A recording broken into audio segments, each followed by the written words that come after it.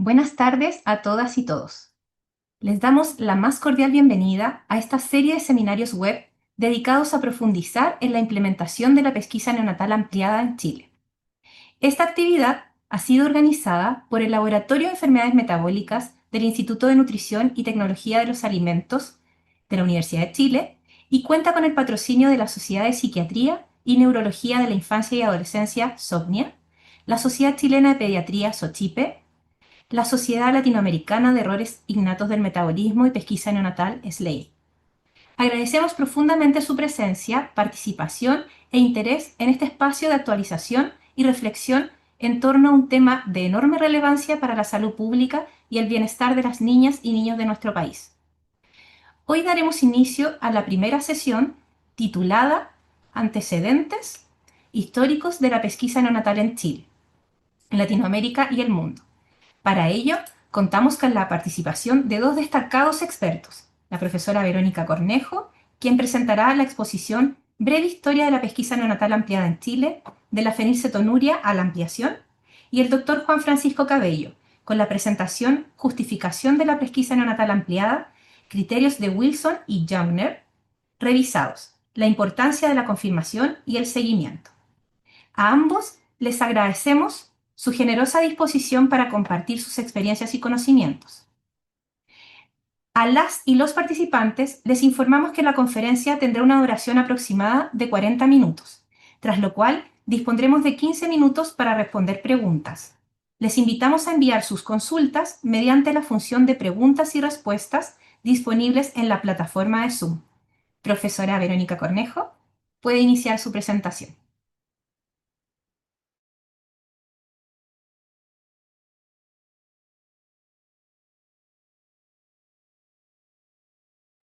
Muchas gracias, Eugenia, por la presentación.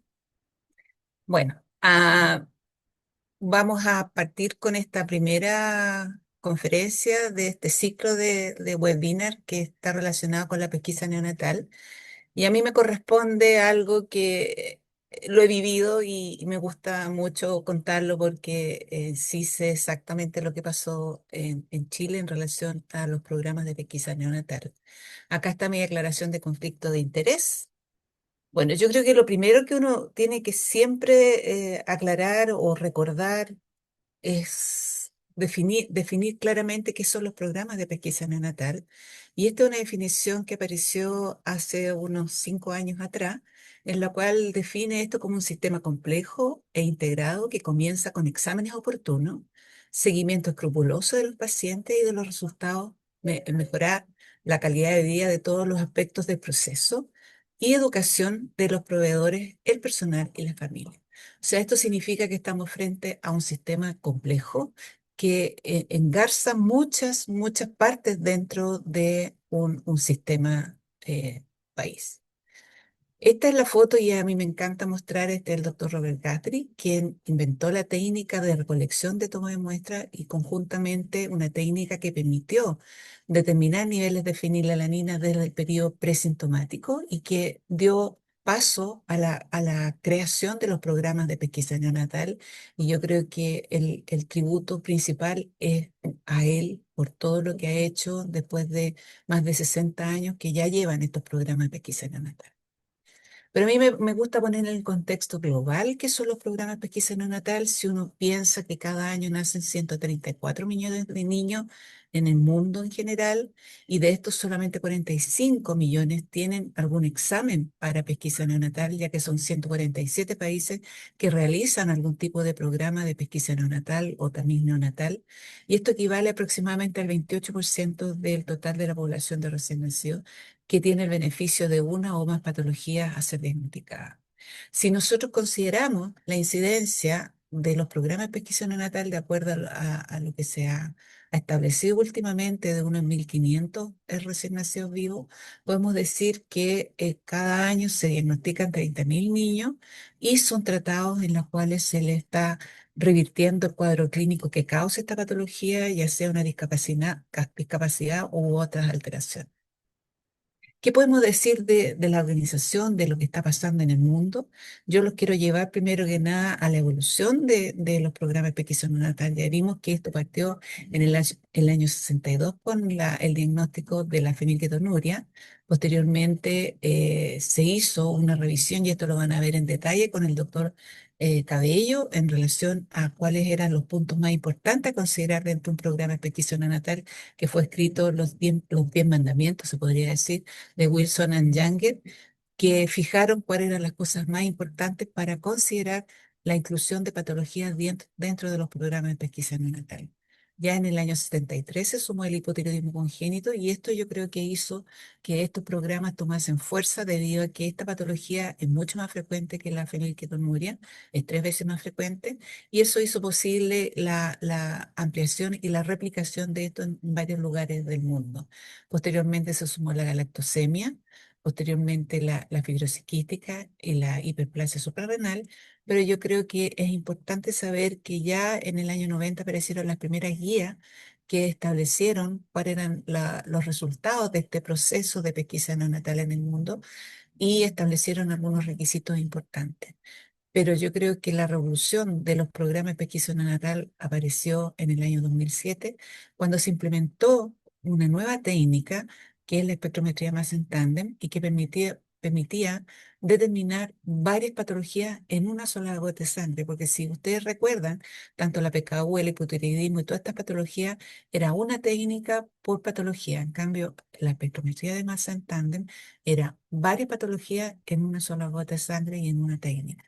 Ahora, ¿qué es importante saber? Que esto ha ido evolucionando en el tiempo, que ya hay en Estados Unidos, que es uno de los países que tiene un panel estandarizado de 31 patologías a diagnosticar en cada uno de los estados, y puede llegar hasta 76 o 80 patologías diagnósticas. Pero no olvidar que en el mundo en general el 28% de los niños que tienen este beneficio. Ahora, ¿qué pasa en Chile? Podemos ver acá, yo traté de colocar las cosas más importantes relacionadas con la pesquisa neonatal. Acá en este recuadro está la doctora Marta Colombo. Ella fue la que partió con el diagnóstico tardío de la fenilketonuria, como el caso que ven ustedes posteriormente acá abajo, pero fue la que impulsó desde el inicio el diagnóstico neonatal, y yo me sumé a su unidad de trabajo. Ella fue mi mentora, yo soy su estudiante, alumna de magíster, que hice un programa piloto para el diagnóstico neonatal de fenilketonuria en el año 84, y recién en el año 92 el Ministerio de Salud decidió tomarlo como una política pública e implementarlo a todo el país. Eso se hizo realidad en el año 98. Nos demoramos 6 años en implementarlo en todos los recién nacidos del país. Ahora, recién en el año 2005, esto se hizo una política pública, y es obligatorio el análisis no solamente para la fenilketonuria, sino que también para el hipotiroidismo congénito, para todos los recién nacidos del país. Y esto ya pasando a la actualidad. En el 2004, a través de la cuenta pública, el presidente de la República dio a conocer que se daba inicio a la ampliación del programa de pesquisa neonatal, incluyendo 24 patologías dentro de él, cosa que estamos en estos momentos con el Ministerio de Salud evaluando y llevándolo a cabo. Ahora, ¿qué es lo importante que uno tiene que tener claro en cuanto a la organización de este programa? Es que ustedes saben que Chile tiene más de 4.500 kilómetros de largo, es muy angosto, y tuvimos que evaluar cuáles eran las posibilidades de tener laboratorios regionales, sabiendo que una de las indicaciones de los programas de pesquisa neonatal es tener centralizado el sistema.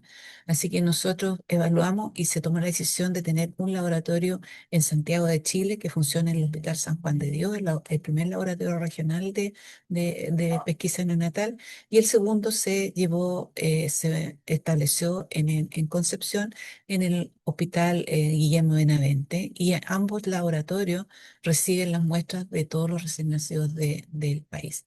En el de Santiago reciben el 75% de la población de recién nacidos, y en Concepción el 25%. En base a los resultados después de 33 años de ejecución de este programa, podemos decir que la incidencia para la PKU clásica es de 1 en 18.000, casi 1 en 19.000 recién nacidos vivos, para la hiperfenilalanemia de 1 en 10.000 recién nacidos vivos, y el hipotiroidismo es de 1 en 2.000 recién nacidos vivos, y esto ha ido cambiando en el tiempo, como les voy a mostrar. Ahora, ¿qué es lo que podemos decir? Que son más de 2.000 niños a los cuales se le prevenía esta discapacidad intelectual después de 33 años de ejecución. Tenemos una norma técnica que fue ejecutada la primera vez en el año 99, posteriormente fue actualizada en el 2007 y en estos momentos ha sido nuevamente reactualizada, considerando que partió la pesquisa neonatal ampliada y se sumaron estas 24 patologías, y esta norma fue recientemente aprobada por el Ministerio de Salud y ya está lista para salir a la luz. Ahora, ¿qué es lo importante de esta nueva norma de técnica de pesquisa neonatal ampliada que realizó la Subsecretaría de Salud Pública, División de Prevención y Control de Enfermedades del Ministerio de Salud de Chile?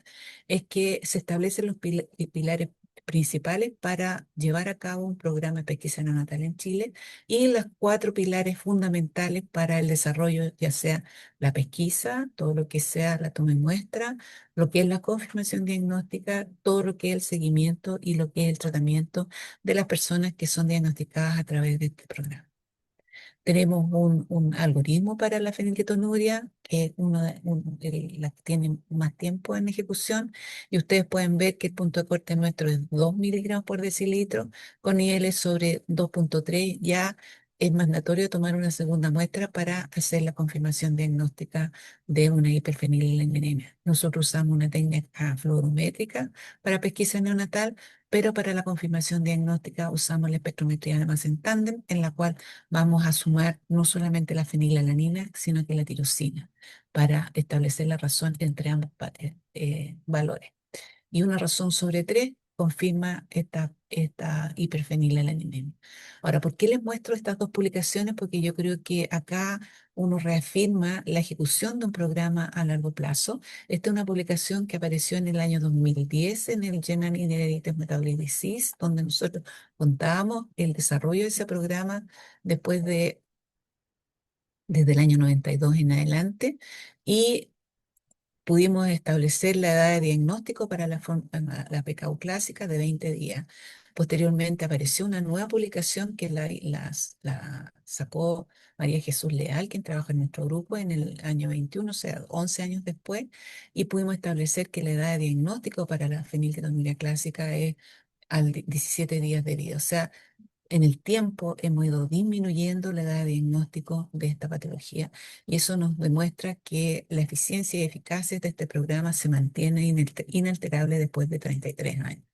Ahora, ¿qué pasa con el algoritmo para el hipotiroidismo congénito? También esta es una técnica, usamos Delfia, se mide TSH, y los niveles normales van a ser bajo 13 microunidades internacionales por ml, valores que fluctúan entre 13 y 29. Si un pretérmino se considera positivo, pero si está sobre 24 se considera positivo, y se realizan determinaciones en suero para la confirmación diagnóstica. Para niveles de TSH sobre 10 microunidades internacionales o T4 bajo 10 y cintigrafía anormal, se confirma un hipotiroidismo congénito, y con valores de TSH alterados pero T4 normal se confirma una hipertirotropinemia.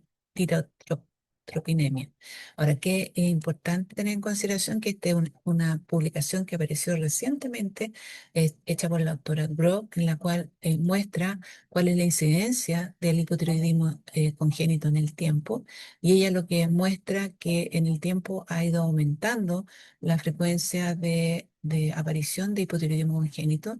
En un comienzo era uno entre 1.500 recién nacidos vivos, y en este momento ella estima aproximadamente uno en 2.000 recién nacidos vivos, y señala que hay un aumento de los casos medianos de hipotiroidismo congénito. Es importante si ustedes quieren leer esta publicación, porque realmente muestra la evolución del hipotiroidismo en el tiempo. Este es lo que nosotros tenemos como sistema operacional del programa de pesquisa neonatal en Chile. El que coordina el programa es el Ministerio de Salud de Chile, y Tiene dos laboratorios, como ya les mencionaba, uno en el norte y uno en el centro y uno en el sur de Chile, y como centros de referencia para la búsqueda de los casos alterados o posteriormente para la búsqueda de los casos positivos, el centro de atención primaria, que están instalados a lo largo de todo Chile.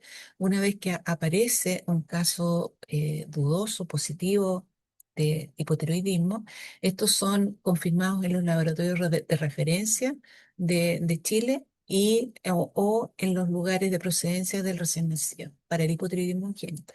Para las hiperfenilalanemias diferentes, nosotros como INTA funcionamos como centro de referencia para la confirmación diagnóstica tanto de la hiperfenilanemia como PKU, y si aparece un caso positivo, entra al programa de seguimiento que está instalado en el INTA de la Universidad de Chile. Todos los casos positivos confirmados con hipotiroidismo congénito entran en el programa de seguimiento en los servicios de salud correspondientes. ¿Qué es lo que podemos decir en cuanto a la evolución de los programas en nuestro país? En el 2015, el Ministerio de Salud puso una licitación para establecer una asesoría de implementación o de crear un plan óptimo para un plan piloto para la pesquisa neonatal. Y es así como nosotros postulamos a esta licitación y nos adjudicamos a este proyecto y nos juntamos durante casi un año evaluando toda la evidencia científica a nivel mundial y evaluamos la parte de la fase preanalítica, la fase analítica, la posanalítica, y en base a todo lo que aparecía en la literatura llegamos a la conclusión de que nuestro país era capaz de llegar a la confirmación diagnóstica y el seguimiento de 24 patologías que podían ser incluidas en el Programa Nacional de Pesquisa Neonatal de Fenilketonuria e Hipotiroidismo Congénito.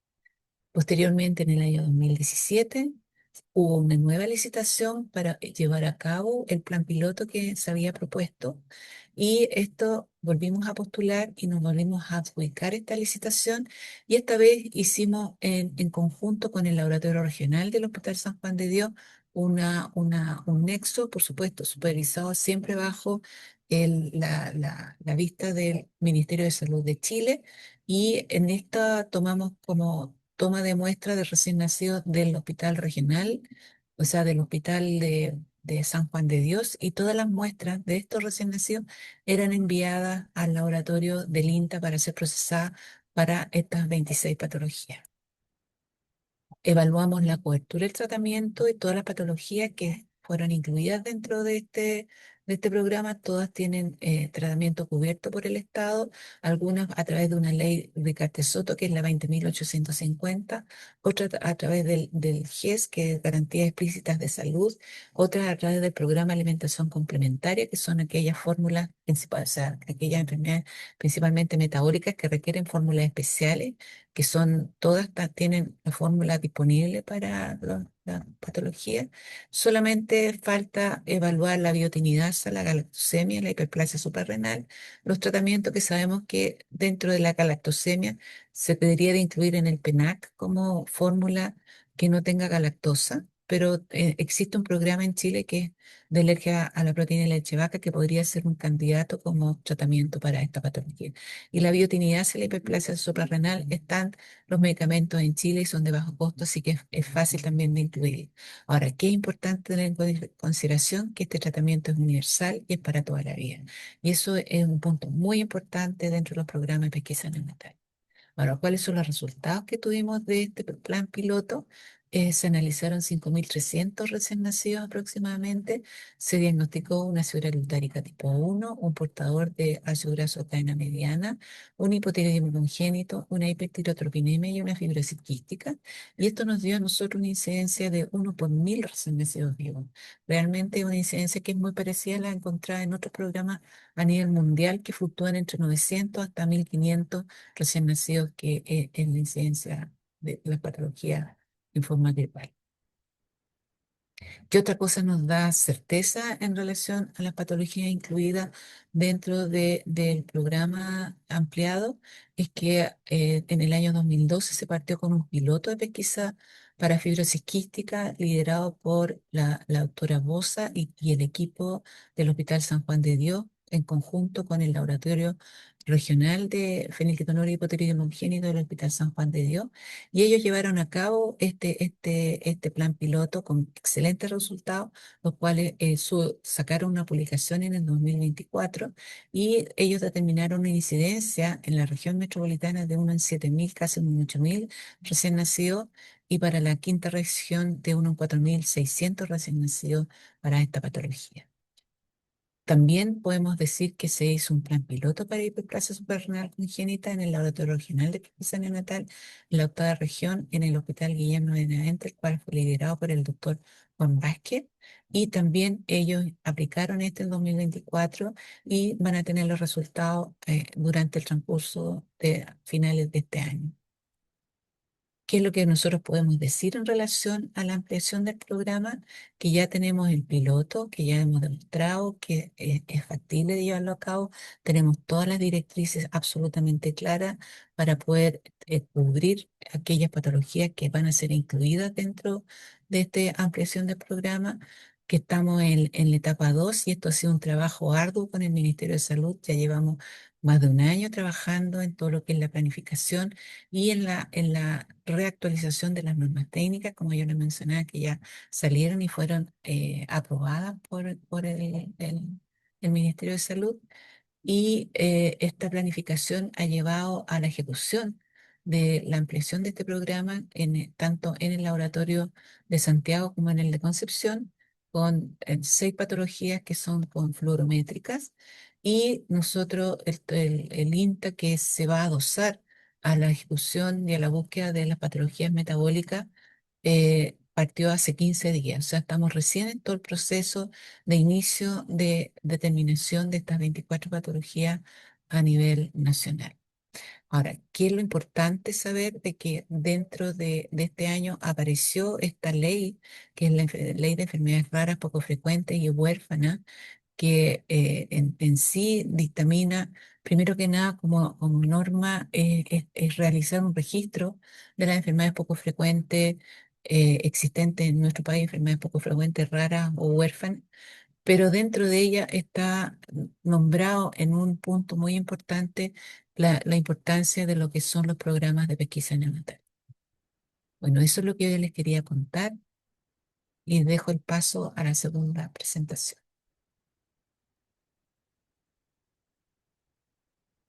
Francisco.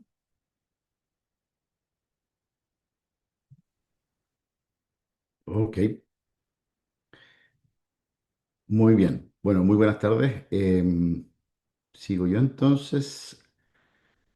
Voy a compartir mi pantalla.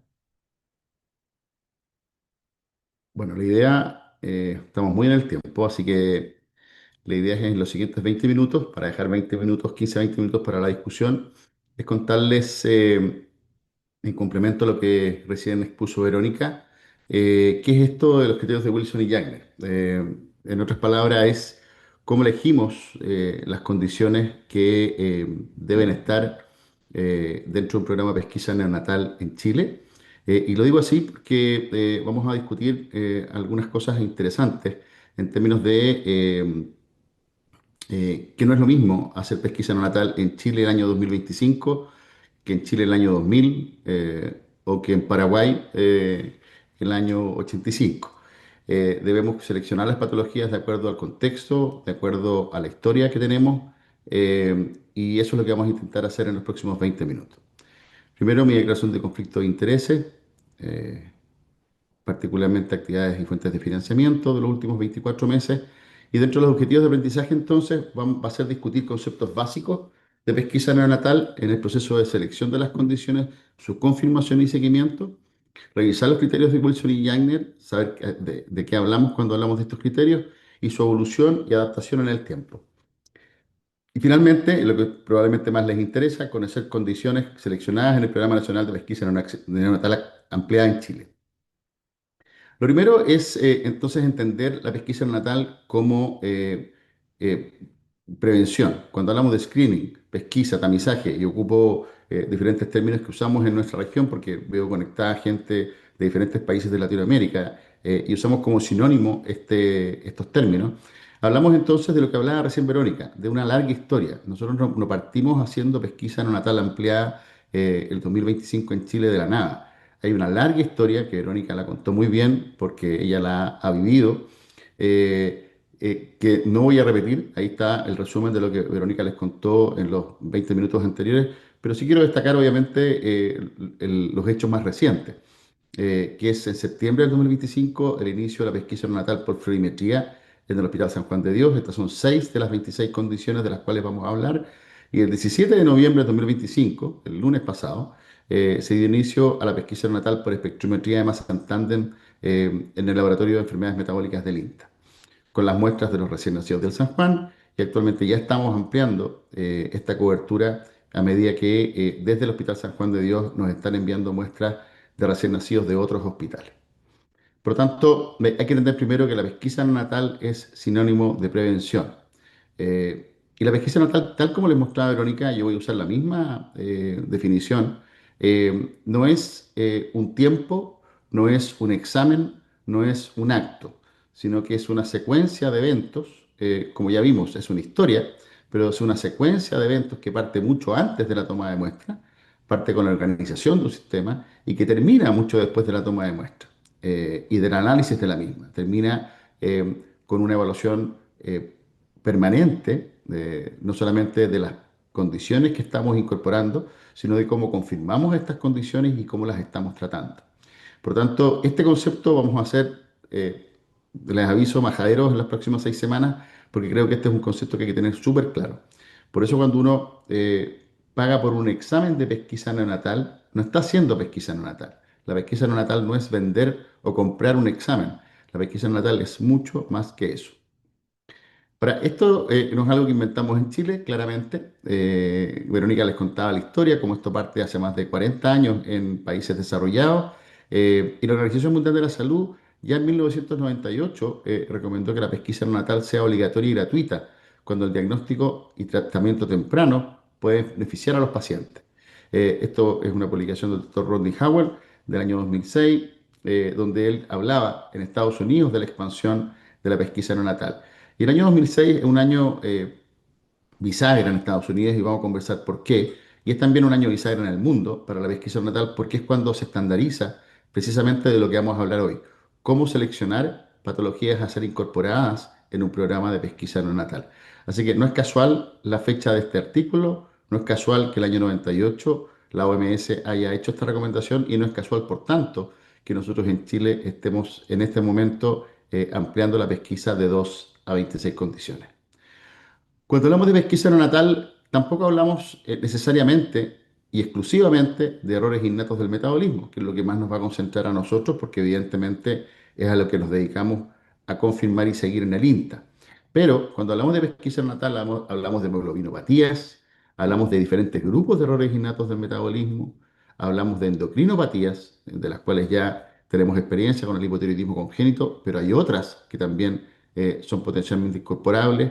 Hablamos de enfermedades genéticas, hablamos de enfermedades infecciosas, hablamos del test de audición, de cardiopatías congénitas, de inmunodeficiencia combinada severa y en el último tiempo tenemos que considerar, y si bien no está en esta lista, la pesquisa genómica, de la cual no vamos a hablar hoy día, pero que evidentemente plantea desafíos técnicos y fundamentalmente éticos muy importantes. Hoy día ya existen programas pilotos que plantean hacer pesquisa neonatal codificando todo el código genético de los recién nacidos con todos los desafíos que eso nos puede plantear. Entonces, pesquisa neonatal no es solo un examen, no es solo un tiempo y no es solo enfermedades metabólicas. Ahora, vamos al centro de la presentación de hoy, que es cómo elegimos estas condiciones. Y esto es lo que propuso el doctor Wilson y Jagner el año 1968. Este es el artículo original que les pongo acá. Y ellos ya planteaban, fíjense ustedes, el año 68, pocos años después de la implementación de la pesquisa neonatal para 2 condiciones en la mayor parte de los estados. Algunos estados en Estados Unidos ya habían empezado a ampliar a otras condiciones más. Y ellos entonces hacen ver que deben cumplirse al menos estas 10 condiciones: que el problema de salud sea importante, que haya un tratamiento aceptado por los pacientes, que deben existir instalaciones para el diagnóstico y el tratamiento, que la detección de esta condición debe ser en una etapa sintomática latente o temprana, que debe existir una prueba de detección adecuada, y lo adecuado significa que tenga un costo adecuado también para el lugar donde se está implementando. La prueba debe ser aceptable para la población, ya que esto es muy importante en nuestra región de Latinoamérica, particularmente considerando la gran diversidad cultural que tenemos. La historia natural de la condición la debemos conocer y entender adecuadamente, o sea, debemos ser capaces de predecir el fenotipo de los pacientes que estamos diagnosticando. Debe haber una política acorde respecto a quién tratar. El costo de todo esto que estamos hablando debe equilibrarse económicamente en relación con los gastos de atención médica, y aquí nuevamente en Latinoamérica esto es muy relevante porque es muy diferente hacer pesquisa neonatal en un país que gasta $1.000 al año per cápita en salud a uno que gasta 100 o a uno que gasta 10.000. Y en último lugar, que la búsqueda de casos entonces debe ser un proceso, y nuevamente insistir, como ya le dije majaderamente, en que esto no es un tiempo, sino que es un continuo proceso. Yo les contaba de la bisagra que fue el año 2005-2006 en Estados Unidos, y este es un resumen ejecutivo de este suplemento que apareció publicado en varias revistas importantes, tanto en Pediatrics como es una revista de genética, la Genética Médica, donde aparece entonces publicado un consenso que hicieron expertos en Estados Unidos y que se pusieron de acuerdo entonces en identificar 29 condiciones para las cuales ellos iban a establecer un panel central o un core panel, y una adicional de 25 condiciones que ellos establecieron como un panel secundario. Y vamos a conversar entonces cómo establecieron ellos esta priorización y cómo ha evolucionado esta priorización en los últimos 20 años.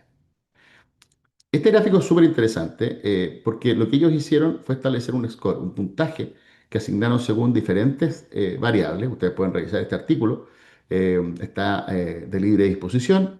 Y ellos establecieron un score donde ustedes ven, por ejemplo, que defectos de beta-oxidación de ácidos grasos de cadena media estaban en primer lugar, y acá al final aparecían algunas condiciones lisosomales, por ejemplo. Y ustedes pueden reconocer acá en este listado las condiciones que han ido incorporándose progresivamente en el tiempo. Evidentemente este score puede cambiar en el tiempo porque este score tiene que ver con cada uno de los parámetros que ya hablábamos respecto a los criterios de Wilson y Jagner. De hecho, este es el algoritmo que ellos usan para tomar decisiones, y que ustedes pueden ver reflejado en un algoritmo los criterios de Wilson y Jagner. Hay un test disponible, esto fue un consenso que le dio entonces un score. Si el score era más alto o más bajo, se hacían preguntas adicionales. Por ejemplo, esto es un diagnóstico diferencial de una condición que está en el panel central o no. Existe un tratamiento disponible y si este es necesario. Entendemos bien la historia natural. O sea, todos los criterios de Wilson y Jagner puestos en un algoritmo. Y así entonces como ellos llegan a establecer un panel central y estos targets secundarios. Y también establecen cuáles son las condiciones que no debieran estar dentro de un programa de pesquisa neonatal. Luego, no todo lo que uno quiere buscar debiera incorporarlo al programa de pesquisa, y la aplicación de este score evidentemente es muy diferente dependiendo de la realidad que cada país y cada territorio viva, porque esto muchas veces, y particularmente en países grandes, y en Latinoamérica tenemos esos ejemplos, México, Argentina, o Brasil, por dar tres ejemplos de países grandes con diversidades dentro de sus propios países. Evidentemente que las decisiones ni siquiera son las mismas en todos los territorios, sino que pueden ser decisiones regionales. Aquí llegan ellos, y esta es la misma publicación, llegan entonces a las 29 condiciones del panel central y estos targets secundarios. ¿Cómo ha evolucionado esto en el tiempo? Hoy día, en el 2025, ya no son 29 y 25, son 35 condiciones que están en el core panel y 26 condiciones en el panel secundario. Y como yo ya les contaba, hay al menos tres estados, uno de ellos, de hecho, Massachusetts, que está buscando por pesquisa neonatal exómica hasta 500 condiciones que ellos hablan que son accionables, o sea, condiciones en las cuales uno podría hacer algo. Si vamos o no vamos camino a la pesquisa exómica, eso será discusión para otra presentación. Este artículo es otro artículo interesante, que es un diagnóstico global de pesquisa neonatal publicado en el año 2024, donde el doctor Gustavo Rajo, argentino, que ya había presentado en artículos anteriores la experiencia latinoamericana, se encarga de este cuadro, que es el cuadro latinoamericano. Y que ustedes pueden ver Chile, que junto con Costa Rica, Uruguay y Cuba están a la cabeza de la región, porque tienen programas que están organizados por más tiempo, que tienen coberturas más altas, cercanas al 100% de los recién nacidos, pero con número de condiciones diferentes. Y ustedes pueden ver que aquí cada condición, quién las cubre y quién no nos vamos a extender en esto, solamente destacar que si bien hay países, los cuatro que yo les mencionaba, que están a la cabeza de la pesquisa, también tenemos países como Haití, donde no hay datos disponibles, o países como República Dominicana, donde tenemos coberturas de no más del 3% de los recién nacidos. Por lo tanto, la diversidad parece ser la norma en nuestra región, y esto es muy relevante particularmente cuando hablamos de inmigración o de emigración a diferentes países. Así que en Chile tenemos que estar atentos también a los pacientes que no nacen en nuestro país, porque en muchos países de Latinoamérica, de hecho el dato es que menos de la mitad de los recién nacidos en Latinoamérica reciben hoy día pesquisa neonatal para algo. Este es así como el dato bisagra que yo les daba el 2005-2006 en Estados Unidos. Esto para nosotros también fue una bisagra el 2015. Este informe que entregamos al Ministerio de Salud, que era una asesoría de implementación del programa piloto, donde ya decíamos el año 2015, y vuelvo a insistir en el concepto de que esto no es algo que se nos ocurrió hace 2 meses, sino que es algo que venimos masticando hace 30 años y que está en este informe, que es el que se está ejecutando el día de hoy, que ya planteaba entonces ampliar de 2 a 26 condiciones. La pregunta entonces es cómo tomamos las decisiones, cómo es este proceso de toma de decisiones. Si no es un proceso tan rápido, entonces cómo lo hacemos en el tiempo. Y hoy día hay varios artículos que plantean que son 4 los pilares fundamentales a la hora de tomar decisiones. Uno, la abogacía o el patient advocacy, la representación y defensa de los pacientes. Eh, Muchas veces esta presión la hacen las agrupaciones de pacientes, otras veces también esta presión la hace la misma industria, otras veces la hace la academia. La medicina basada en la evidencia, evidentemente toda la evidencia acumulada en países que tienen mucha más experiencia que nosotros, eso se relaciona con lo tercero, que es la experiencia internacional, pero ya decíamos, no necesariamente lo que hace Paraguay es lo que tiene que hacer Chile, o lo que hace Chile es lo que tiene que hacer Perú, y mucho menos lo que hace Estados Unidos es lo que tiene que hacer el resto del mundo. Por lo tanto, hoy día hay una mezcla entre estos tres elementos y finalmente un comité asesor. Tiene que haber un comité que considere no solamente aspectos técnicos, sino que también aspectos sociales, aspectos éticos, aspectos farmacoeconómicos, que lleven a la decisión de poder tomar, a tomar la decisión de qué condiciones se van a incorporar y fundamentalmente cómo evaluar estas condiciones en el tiempo, cuáles quitar de este listado y cuáles eventualmente agregar.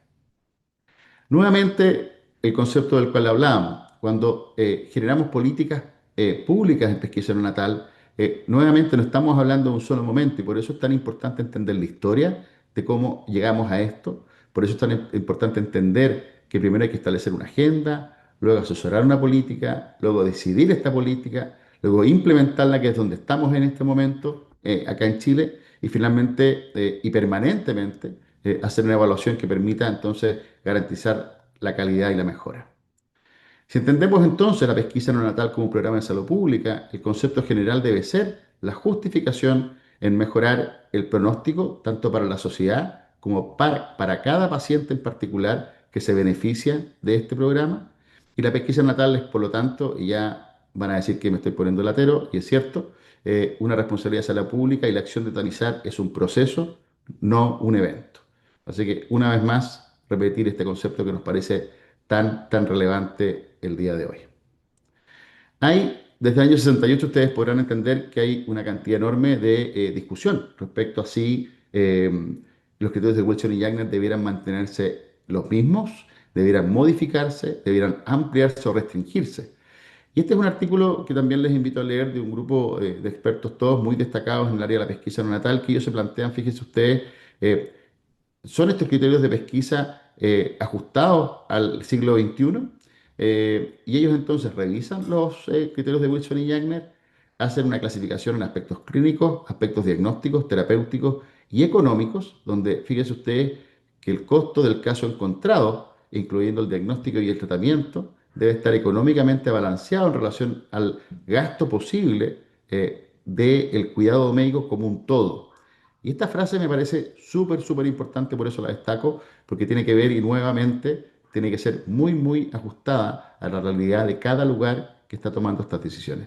Y aquí entonces el resumen de lo que ellos hacen, que ellos plantean entonces que para el futuro de la pesquisa neonatal uno debiera considerar aspectos éticos, legales y sociales para poder definir criterios clínicos, diagnósticos, terapéuticos y de manejo del programa. Eh, este es un artículo que da para varios días de discusión, como hay varios otros que plantean también un planteamiento similar, pero solamente decir entonces que los criterios de Wilson y Jagner no hay que tomarlos al pie de la letra, sino que hay que obviamente procesarlos y ajustarlos a la realidad local. Bueno, y lo que todos estaban esperando hoy día, entonces, esta es la norma técnica MinSal 2025 y este es el listado definitivo de condiciones que entran entonces en la pesquisa neonatal ampliada para 26 condiciones en Chile. 23 de estas condiciones son metabólicas, 3 de ellas están en este grupo de otras: fibrosis quística, deficiencia biotinidasa y galactosemia clásica. Deficiencia biotinidasa, fibrosis quística e hipotiroidismo congénito y progreso suprarrenal van a estar en una sesión aparte, en los defectos endocrinológicos y la fibrosis quística. Y la deficiencia biotinidasa y galactosemia están dentro de lo que entendemos como enfermedades metabólicas. Por eso decimos entonces, para hacer una división, 23 de las 26 condiciones incorporadas son metabólicas, 20 de las 26 son pesquisadas por espectrometría de masa en tándem, 6 de ellas por florimetría, 6 de ellas partieron entonces su análisis en el Hospital San Juan de Dios el 1 de septiembre, las otras 20 son las que partieron hace una semana y media atrás, y esto es lo que vamos a ir desglosando, tanto sus algoritmos diagnósticos como los protocolos de manejo en las sesiones que siguen en las próximas semanas. Así que para concluir en tiempo y dejar lo comprometido, que eran 20 minutos para la discusión, solamente concluir algo bastante obvio y acorde a los objetivos de aprendizaje. La selección de condiciones para ser incluidas en pesquisa neonatal debe ser cuidadosa y basada en criterios objetivos, así como en la experiencia internacional. Debe existir un proceso continuo de revisión, considerando la experiencia acumulada, los cambios demográficos y fundamentalmente la evidencia científica. Así que con eso dejo abierta la discusión. Invito a Verónica y a nuestra moderadora a poder iniciar entonces la discusión. Eugenia. Bueno, muchas gracias, profesora Verónica y doctor Cabello, por estas excelentes presentaciones.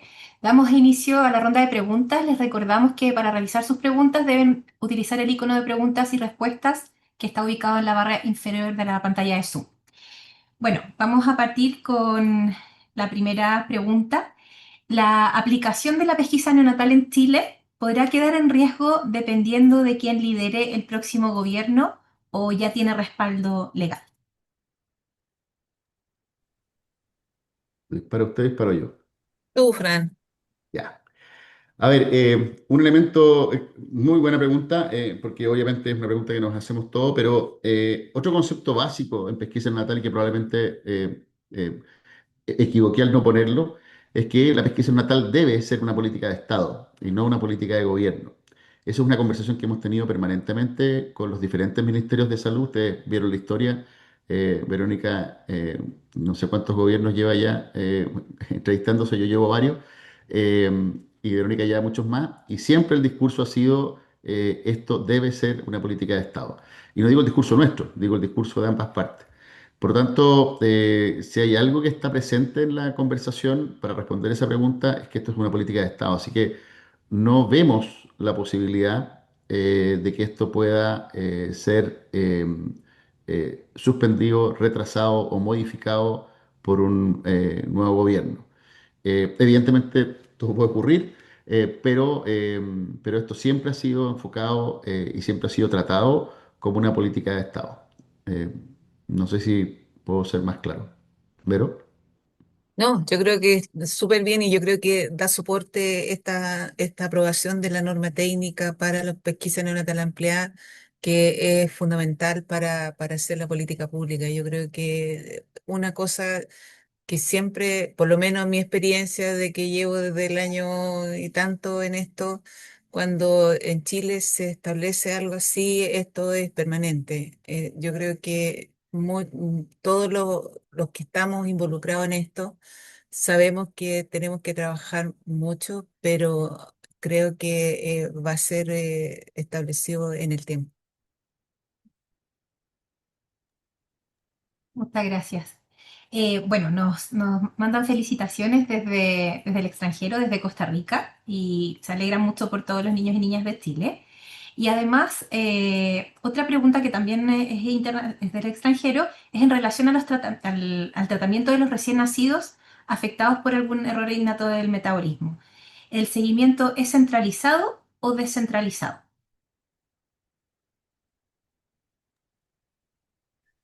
¿Tú, Fran? Oye, ya. A ver, sí, esto es lo que hemos aprendido en Chile, precisamente con dos condiciones. Y lo que mostraba Verónica en su presentación, el hipotiroidismo congénito tiene un modelo de seguimiento de confirmación y seguimiento que es descentralizado. En Chile, cuando una muestra para hipotiroidismo durante los últimos 30 años aparece positiva, la confirmación es en el hospital donde el niño nació y el seguimiento es donde ese niño nació. La misma doctora Grove, en ese trabajo, como en otros reportes de la misma doctora y otros grupos, reportan que en hipotiroidismo sabemos lo que pasa en no más del 20% de los casos y podemos asegurar que los niños están bien en no más de un 10% de los casos. En contraste con eso está el modelo de seguimiento de la feniquetonuria, que a diferencia del hipotiroidismo congénito, desde el inicio del programa del año 92 en Chile, tiene la confirmación y el seguimiento centralizada en el Laboratorio de Enfermedades Metabólicas del INTA. Y ese modelo de seguimiento nos permite demostrar, no solamente porque nosotros lo digamos, ya está eso en publicaciones científicas, que sabemos lo que pasa con prácticamente todos los pacientes que han sido diagnosticados en los últimos 30 años. Y digo prácticamente porque en medicina nunca hay 100%, y podemos decir que todos estos pacientes tienen acceso a tratamiento, un tratamiento estandarizado, que eso es la base de un tratamiento de una enfermedad metabólica en particular, y podemos dar cuenta del desempeño neurológico y pontoestructural de estos pacientes, que es óptimo y en comparación con otras series publicadas de pacientes con fenilketonuria de seguimiento a largo plazo, probablemente la serie chilena está en el top 3 de las mejores series en términos de resultados cognitivos y nutricionales de los pacientes. Por lo tanto, la propuesta siempre ha sido que el modelo de confirmación y seguimiento debiera ser lo que llamamos el modelo PKU y no el modelo de hipotiroidismo. Afortunadamente también, y esa ha sido una pelea en paralelo y un logro en paralelo, es que el Programa Nacional de Alimentación Complementaria ya cubre, y desde el año 2015 fue la expansión más importante de los últimos años, a la gran mayoría de las condiciones metabólicas que hoy día están incorporadas. Hay otros programas que también, como la Ricarte Soto, que cubren el NTS para la tirosinemia, que es otra de las condiciones que están dentro del listado, que también están cubiertos. Entonces, hoy día la gran mayoría de los pacientes que van a nacer y que se van a poder confirmar con estas condiciones tienen tratamiento asegurado por otros programas ministeriales. Eh, y como decía Verónica, otro elemento importante es que la confirmación y el seguimiento están incorporadas en las normas técnicas. Ahora, el financiamiento de la confirmación y el seguimiento en este momento no está dentro del presupuesto, pero por lo que hablábamos recién, de que hay tratamiento incorporado en PENAC, en Ricarte Soto y en otros programas, estamos tranquilos de que los pacientes que van a ser diagnosticados van a poder recibir el tratamiento en Chile que se merece. Verónica. Sí, y yo agregando a lo que tú mencionaste de la experiencia en la fenilketonuria, yo creo que también tenemos que reforzar que tenemos una experiencia de más de 30 años en todo lo que es el seguimiento a largo plazo de los pacientes con enfermedad de la orina, aurora jarabearse. Hay publicaciones que lo demuestran. Tenemos seguimiento de las fibras orgánicas, de los defectos de terciación. O sea, nuestra experiencia en seguimiento de patologías metabólicas específicamente es amplia y hemos creado protocolos de seguimiento, hay varios de ellos que están publicados, que nos permiten tener la confianza de que lo que estamos haciendo está siendo vigilado en el tiempo, porque estas son patologías que uno las toma y no las puede dejar nunca más, y por eso se han creado los policlínicos de atención para adultos, que también es el otro lado del proceso de seguimiento a largo plazo que se abre en estos momentos para el desafío a nivel mundial, que es el seguimiento de pacientes adultos con enfermedades pesquisadas a través de los programas de diagnóstico neonatal.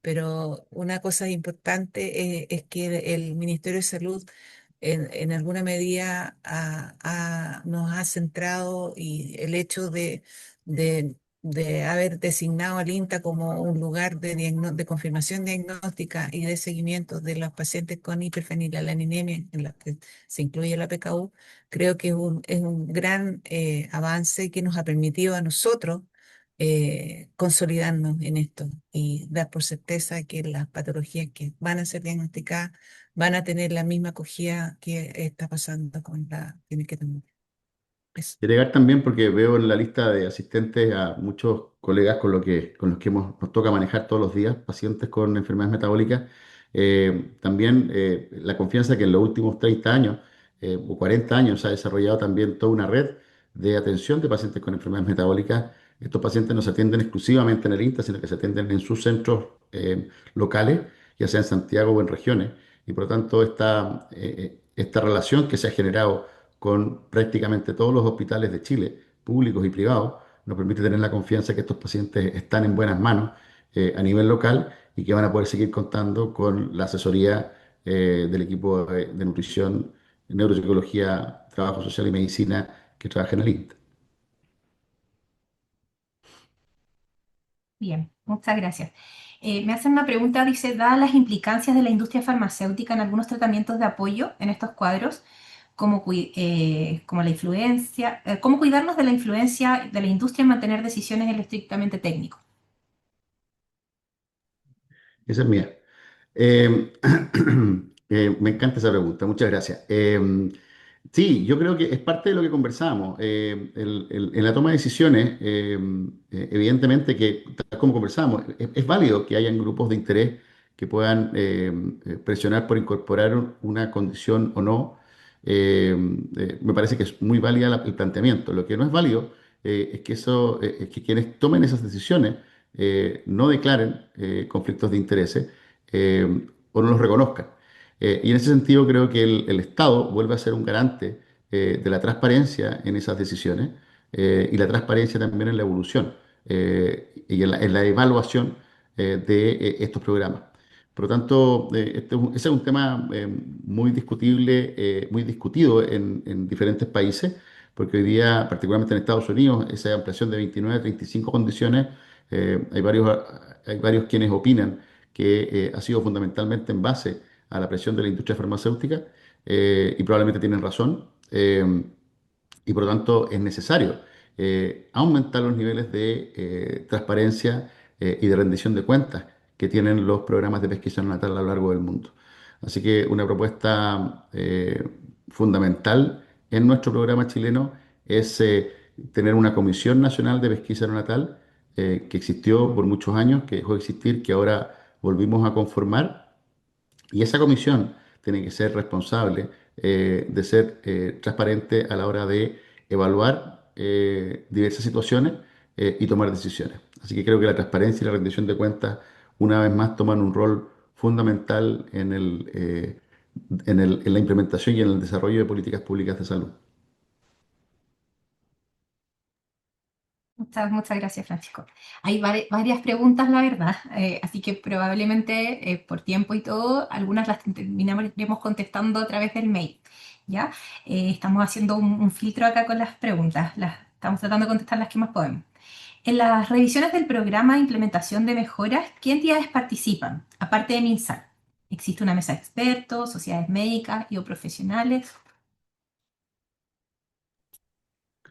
Vero, ¿tú podrías contar la historia del comité de pesquisa? Sí, no, o sea, hay un comité de pesquisa neonatal ampliada que funciona en el Ministerio de Salud y varios expertos, tanto del Laboratorio Regional de Santiago, Laboratorio Regional de Concepción, y otros expertos que provienen de diferentes sectores de Chile. Y más que nada, yo diría que también han sido invitadas las sociedades científicas como asesores parte de esto. Así que ponte tú en lo que es la fibrosiquística, hay asesores, en lo que es hiperplasia suprarrenal hay asesores. Entonces, en sí es un conjunto.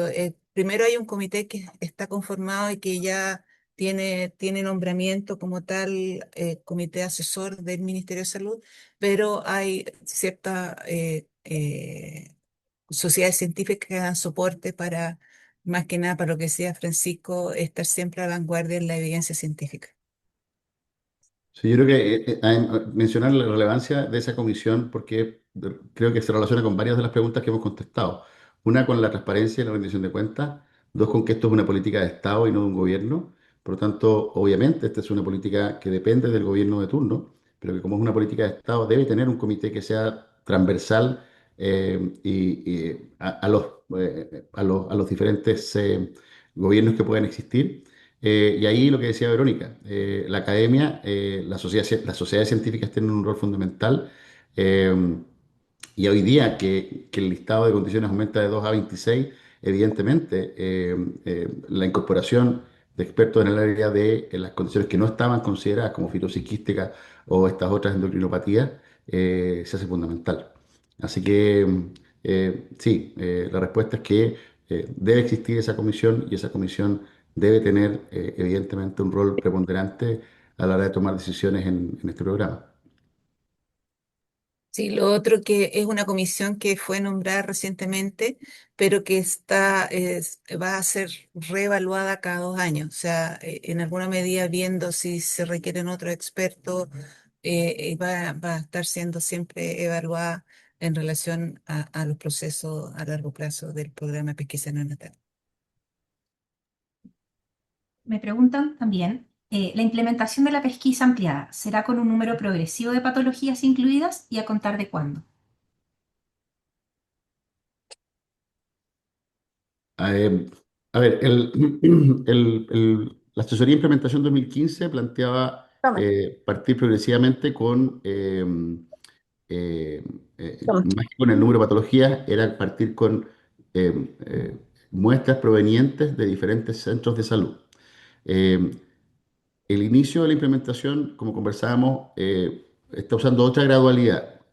Se partió con las 6 condiciones, como decíamos en septiembre, que se analizan por fluorimetría, que son PKU, galactosemia, biotiniasa, hiperplasia, fibrosis quística y me faltó una, galactosemia. Eh, y el 17 perdón, y partió entonces el septiembre para florimetría, para un listado de hospitales que envían todas muestras al Hospital San Juan de Dios. El siguiente paso que se dio fue el 17 de noviembre. Y también para el Guillermo Benavente, partieron los Perdón, dos también, juntos. y también hay que ir muy rápidamente. Y el 17 de noviembre entonces se inició el análisis de muestras de pesquisa, perdón, de muestras por espectrometría más en tándem en el laboratorio del INTA para los recién nacidos del San Juan. Y ya durante esta semana estamos empezando a recibir muestras desde otros centros de salud. Entonces, la gradualidad en el análisis de las muestras va a ser de ese tipo. O sea, hoy día se están analizando las 26 condiciones pero de algunos centros de salud, de algunos hospitales, o sea, de los recién nacidos de algunos hospitales. Y esa gradualidad va a ir aumentando a medida que la capacidad técnica permita hacerlo. El plan original era hacerlo imagínense que la implementación en el año 92 demoró 6, 7 años, hasta el 98, que se logró la cobertura 100%. El plan 2015 planteaba 2 años.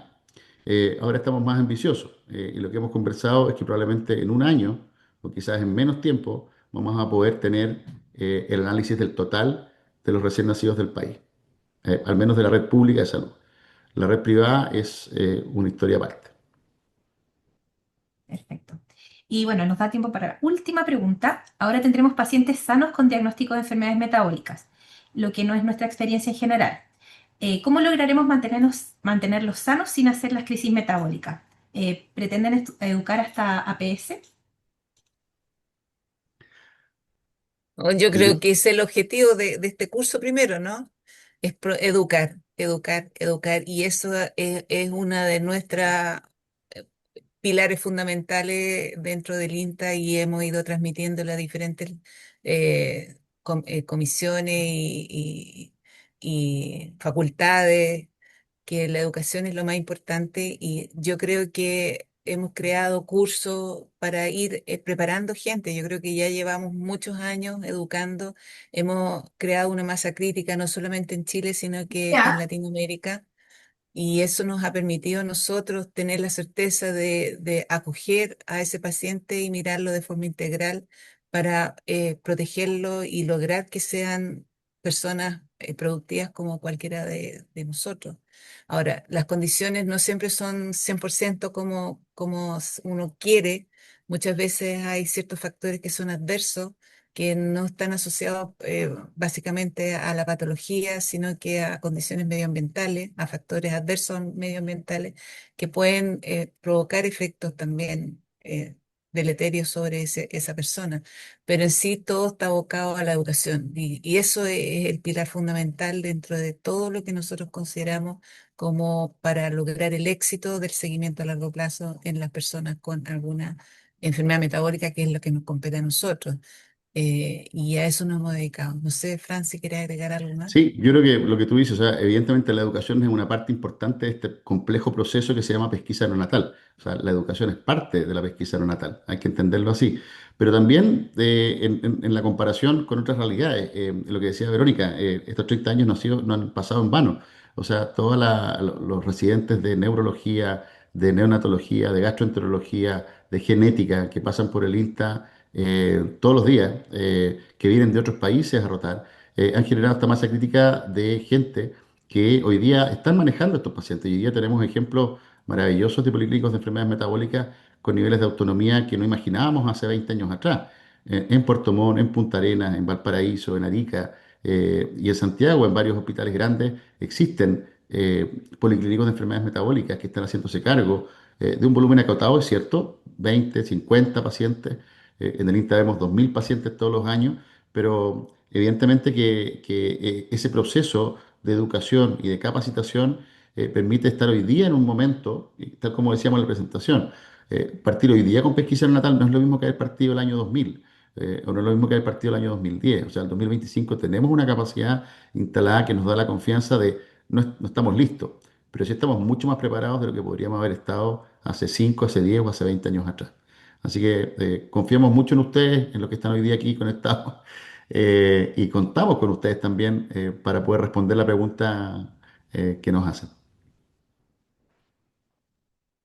Muchas gracias. Les queremos agradecer por su participación y bueno, los dejamos invitados también a participar en el siguiente seminario web que se realizará el día 2 de diciembre a las 19 horas, titulado Técnicas y patologías a incluir en la ampliación del programa de pesquisa neonatal, el que será difundido próximamente también por nuestras redes sociales.